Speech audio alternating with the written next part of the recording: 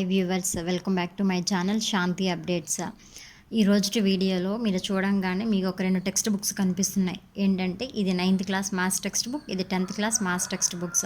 ఎందుకు రెండింటిని నేను కంపారిజన్ చేస్తూ పెట్టాను అంటే, ఇప్పుడు కరోనా సీజన్ వల్ల స్కూల్స్ అన్నీ దాదాపు క్లోజ్ అయిపోయాయి. సో స్టూడెంట్స్కి 8th క్లాస్ సిలబస్ కంప్లీట్ అయిపోయింది.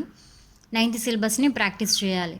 సో 9th సిలబస్ని ప్రాక్టీస్ చేయాలి అంటే ఏది ప్రాక్టీస్ చేయాలి అంటే ఎలా ప్రాక్టీస్ చేయాలి అంటే, సో మనం తీసుకున్నామంటే 6th, 7th, 7th to 8th, 8th to 9th, 9th to 10th A class తీసుకున్నా సరే మనకు సీక్వెన్స్గా కొన్ని చాప్టర్స్ అనేవి కంటిన్యూషన్ అవుతూనే ఉంటాయి. ఫర్ ఎగ్జాంపుల్ నంబర్ సిస్టమ్ తీసుకుంటే 7thలో ఇంటీజర్ ఉంటుంది, అదే 8th క్లాస్కి వచ్చేటప్పటికి రేషనల్ నెంబర్ అవుతుంది. దాని సీక్వెన్స్ 9thలో రియల్ నెంబర్ అవుతుంది, దాని సీక్వెన్స్ 10thలో రియల్ నెంబర్స్ అవుతుంది. సో ఇలా సీక్వెన్స్గా మనకు కొన్ని చాప్టర్స్ ఉంటాయన్నమాట.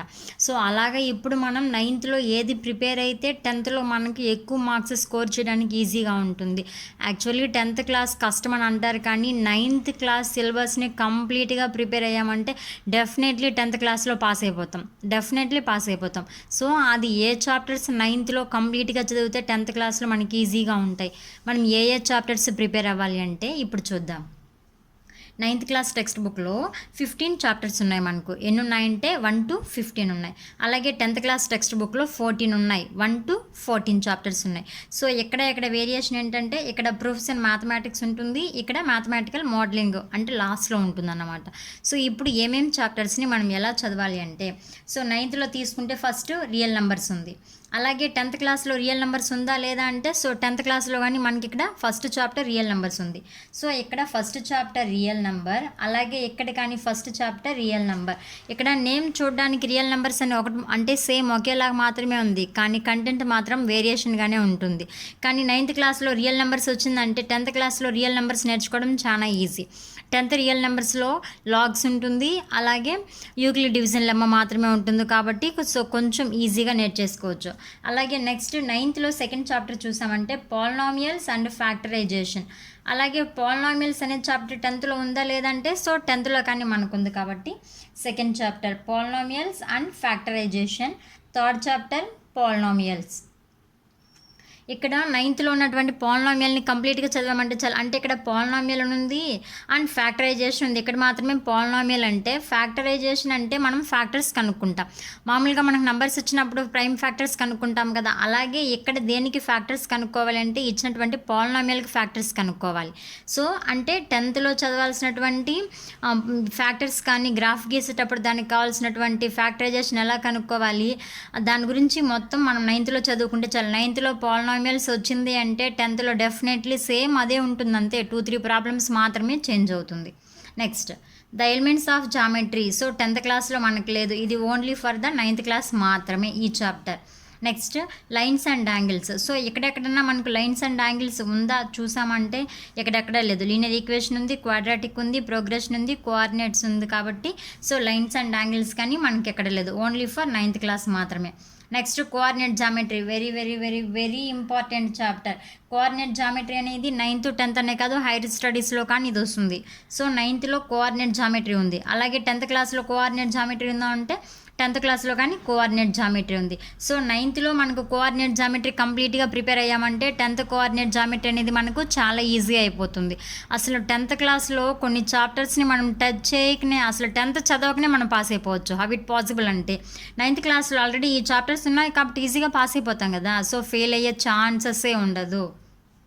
Next linear equations in 2 variables. So ఇక్కడ చూసామంటే pair of linear equations in 2 variables. ఇక్కడ లీనియర్ ఈక్వేషన్స్ ఇన్ 1 వేరియబుల్ అంటే, సో 2 వేరియబుల్స్ అంటే ఓన్లీ ఒక ఈక్వేషన్ మాత్రమే ఉంటుంది. కానీ ఇక్కడ అట్లాంటివి పెయిర్ అంటే ఎన్ని 2 అని అర్థం. సో ఇక్కడ మనకు 2 ఈక్వేషన్స్ ఉంటాయి.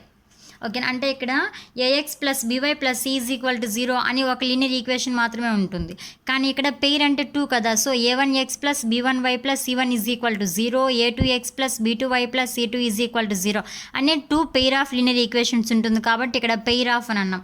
So 4 chapters remaining triangles. ఇక్కడ ట్రయాంగిల్స్ అని ఉంది, కానీ ఇక్కడ సిమిలర్ ట్రయాంగిల్స్ అని ఉంది. అసలు వాట్ ఈజ్ ట్రయాంగిల్ అంటే ఏంటో తెలిస్తేనే కదా అందులో సిమిలర్ ట్రయాంగిలా కాదా తెలియడానికి. సో ఇక్కడ మనకు ట్రయాంగిల్ చాప్టర్ వచ్చిందంటే మనకి ఇక్కడ సిమిలర్ ట్రయాంగిల్ చాప్టర్ వస్తుంది. ఇక్కడ ట్రయాంగిల్ని ఎలా డ్రా చేస్తాం, ఎలా కన్స్ట్రక్ట్ చేస్తాం, అందులో ఏమేమి క్రైటీరియన్స్ ఉన్నాయి, దాని యొక్క ప్రాపర్టీస్ ఏంటి, టైప్స్ ఏంటి అన్నీ నేర్చుకుంటాం.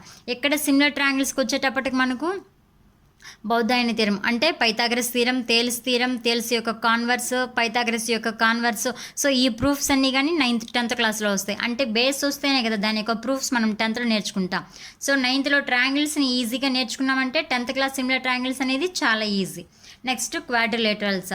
సో ఈ క్వాడ్రిలేటరల్స్ అనేది ఎక్కడెక్కడైనా ఉందా మనకి ఇక్కడంటే ఎక్కడా లేదు. సో ఇక్కడ క్వాడ్రిలేటరల్స్ అనేది only for the 9th class మాత్రమే. Next statistics. Statistics is the most important chapter. ఇది చాలా చాలా చాలా ఇంపార్టెంట్ ఈ చాప్టర్. హైయర్ స్టడీస్లో కానీ వస్తుంది. సో ఈ స్టాటిస్టిక్స్ అనేది 9thలో లేదు, 8thలో డేటా హ్యాండ్లింగ్ అని ఉంది, అంతకుముందు 7thలో కానీ ఉంది. సో ప్రతి చాప్టర్ నేమ్ చేంజ్ అవుతుంది, అందులో ఉన్న కంటెంట్ ఎన్లార్జ్ అవుతుంది. అంటే మనం పెరిగే కొద్దీ మన ఆలోచనలు కానీ చేంజ్ అవుతూ ఉంటాయి కదా, అంటే 6th to 7th, 7th to 8th వచ్చేటప్పుడు. అలాగే చాప్టర్స్లో కానీ వాటి యొక్క నేమ్స్ చేంజ్ అవుతుంది, బట్ కంటెంట్ మాత్రం ఒకటే, దానిని ఇంకొంచెం ఎన్లార్జ్ చేస్తారు. సో ఇక్కడ స్టాటిస్టిక్స్ 9th చాప్టర్, ఇక్కడ స్టాటిస్టిక్స్ 14th చాప్టర్ చాలా ఇంపార్టెంట్. ఇక్కడ మీన్, మీడియన్, మోడ్ ఉంటుంది. ఇక్కడ మీన్, మీడియన్, మోడ్ ఉంటుంది. కానీ ఈ స్టాటిస్టిక్స్ మీన్, మీడియన్, మోడ్ వచ్చి అన్గ్రూప్డ్ డేటా ఉంటుంది.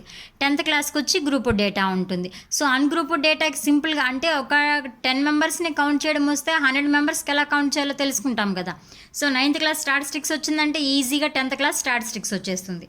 Next surface areas and volumes. ఇది మోస్ట్ ఇంపార్టెంట్.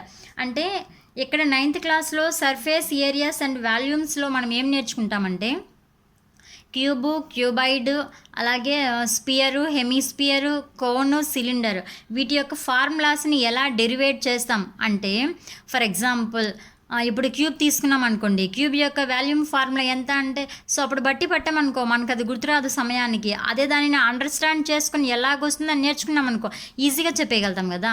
సో క్యూబాయిడ్ యొక్క వాల్యూమ్ అంటే length into breadth into height అని ఈజీగా చెప్పేయగలుగుతాం. అంటే దాని యొక్క లెంత్ ఏంటి, ఫర్ ఎగ్జాంపుల్ మన మ్యాథ్స్ టెక్స్ట్ బుకే క్యూబాయిడ్. సో దీని యొక్క లెంత్ ఉంది, దీని యొక్క బ్రెడ్త్ ఉంది, ఇది దీని యొక్క హైట్ అవుతుంది. సో ఇలా మనం అండర్స్టాండ్ చేసుకున్నామంటే ఈజీగా చెప్పేయగలుగుతాం కదా. ఆ ఫార్ములాస్ని ఎలా డెరివేషన్ చేసుకోవాలి అనేది సర్ఫేస్ ఏరియాస్ అండ్ వాల్యూమ్స్. వీటిపైన మనకు ప్రాబ్లమ్స్, చిన్న చిన్న ప్రాబ్లమ్స్ ఉంటాయి. కానీ దాన్ని డెప్త్గా ఇచ్చేది ఏంటంటే మనకి ఇక్కడ మెన్సురేషన్.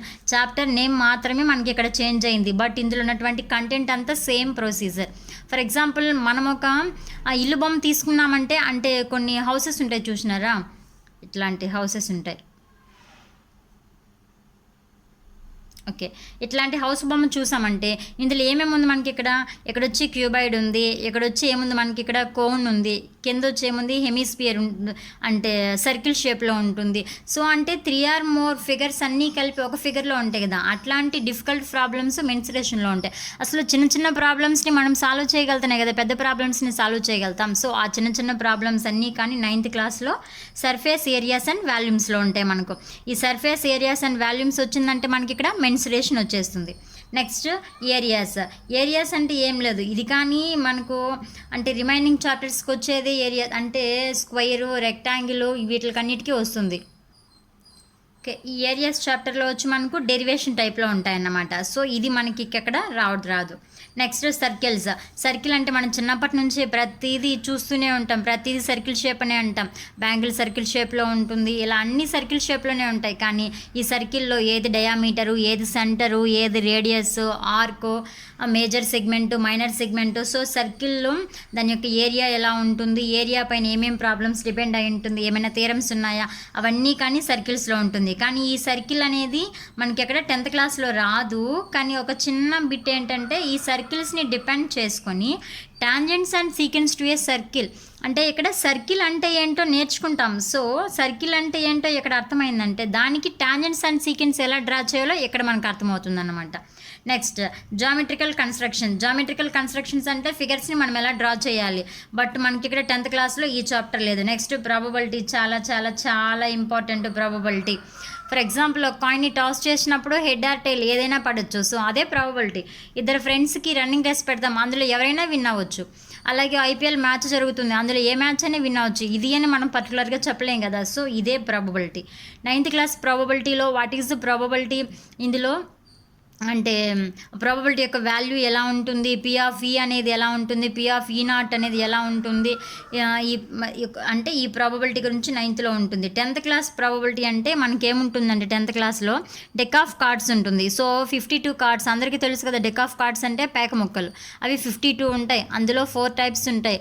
అండ్ అందులో రెడ్ వచ్చి 2 కలర్స్ ఉంటుంది, బ్లాక్ వచ్చి 2 కలర్స్ ఉంటుంది. హార్ట్ డైమండ్ వచ్చి రెడ్ కలర్ ఉంటుంది, స్పేడ్ క్లబ్స్ వచ్చి బ్లాక్ కలర్లో ఉంటుంది. సో టోటల్ 54 ఉంటుంది. అంటే ఈ 52 కార్డ్స్ కాకుండా రిమైనింగ్ ప్రాబబిలిటీ మొత్తం 9th క్లాస్ ప్రాబబిలిటీనే. ఒకసారి మీరు టెక్స్ట్ బుక్ ఓపెన్ చేసి చూసారంటే డెక్ ఆఫ్ కార్డ్స్ కాకుండా 9th problems as it is ఉంటాయి 10th ప్రాబబిలిటీలో. నెక్స్ట్ ప్రూఫ్స్ ఇన్ మ్యాథమెటిక్స్ ఉంది. ఇక్కడ మనకు ప్రూఫ్స్ ఇన్ మ్యాథమెటిక్స్ లేదు. సో మనకు ఓవరాల్గా తీసుకుంటే 1 2 3 4 5 6 7 8 అంటే టోటలీ 8 చాప్టర్స్. ఎన్ని చాప్టర్స్కి అంటే 8/14 చాప్టర్స్. 9th 14 ఉన్నాయి, 10th 14 ఉన్నాయి. సో టోటలీ 14లో 8 చాప్టర్స్ మనం 9th పక్కాగా ప్రిపేర్ అయ్యామంటే యాజ్ ఇట్ ఈస్ 10th కానీ మనకి ఇవే చాప్టర్స్ వస్తే చాలా ఈజీగా నేర్చుకోవచ్చు. ఓకే, 8th కంప్లీట్ అయ్యి 9th ప్రిపేర్ అయ్యే వాళ్ళు సో ఈ విధంగా 8 చాప్టర్స్ ప్రిపేర్ అయ్యాలంటే సరిపోతుంది. ఇందులో 8/14 అంటే దాదాపు 50% 9th చదివారంటే ఆటోమేటిక్గా 10th కానీ ఇవే చాప్టర్స్ ఉంటాయి మనకు. ఒకవేళ 9th కంప్లీట్ అయిన వాళ్ళు ఎలా ప్రిపేర్ అవ్వాలి అంటే యాజ్ ఇట్ ఈస్ 9th ఉన్నటువంటి 8 చాప్టర్స్ని అంటే వన్స్ అగైన్ మళ్ళీ రివిజన్ చేసుకున్నారంటే నెక్స్ట్ స్కూల్ రీఓపెనింగ్కి రిమైనింగ్ చాప్టర్స్ కాబట్టి ఈజీగా నేర్చుకోవచ్చు. ఓకే, ఈ వీడియో మీకు అందరికీ నచ్చింది అనుకుంటున్నాను. If you like this video please like, share, comment and subscribe. Next వీడియోలో ఇందులో డిస్కస్ చేసినటువంటి ఫస్ట్ చాప్టర్ రియల్ నెంబర్స్ గురించి మనం డిస్కస్ చేసుకుందాం. Thank you for watching.